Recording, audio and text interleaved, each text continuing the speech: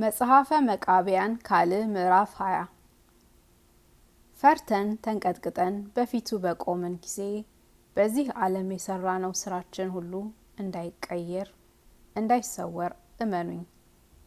ለጎዳናችንም ስንቅ ባልያዝን ጊዜ፣ ለሰውነታችንም ልብስ በሌለን ጊዜ፣ ለእጃችን ምርኩዝ ለእግራችንም ጫማ በሌለን ጊዜ፣ ድጥም ጎጣጎጥም ቢሆን ጨለማም ቢሆን እሾህም አሜኬላም ቢሆን የውሃም ጥልቅ የጉድጓድም ጥልቅ ቢሆን አጋንንት እኛን የሚወስዱበትን ጎዳናውን ማናውቅ ጊዜ በዚህ ዓለም የሰራነው ስራችን እንዳይቀየር እንዳይሰወር እመኑኝ።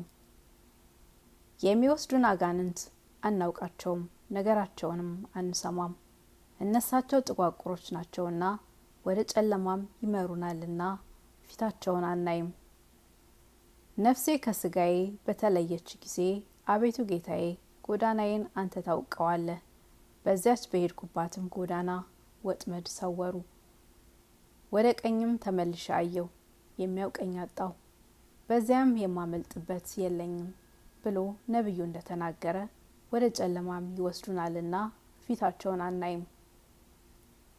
አጋንንት እንዲዘባበቱበት ያውቃልና ወደማያውቀውም ጎዳና ይመሩታልና ይህን መናገሩ ስለዚህ ነው።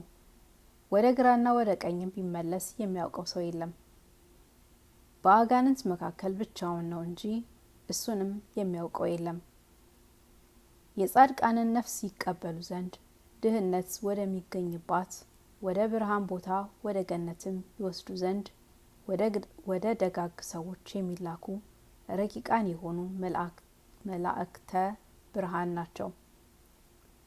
ይቀበሏቸው ዘንድ በሰሩት ኃጢአታቸው ፍዳቸውን ሊቀበሉ ወደ ተዘጋጀላቸው ወደ ገሃነምም ይወስዷቸው ዘንድ የሚላኩ አጋንንትና መላእክተ ጽልመት ናቸው።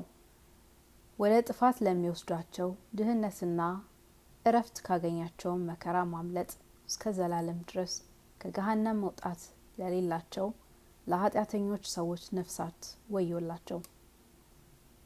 በቃየል ስራ ጸንተው ኑረዋልና በበለዓምም በደል ዋጋ ጠፍተዋልና የሚያደርጉትም አጥተዋልና ለኃጢአተኞች ሰዎች ወዮላቸው። ገንዘባቸው ያልሆነ የባዕድ ገንዘብን በግፍ ይወስዱ ዘንድ ወለድና እጅ መንሻን ለመቀበል ያመካኛሉና እነሳቸው በሰሩት ኃጢአታቸው በገሃነም ፍዳቸውን ይቀበላሉ።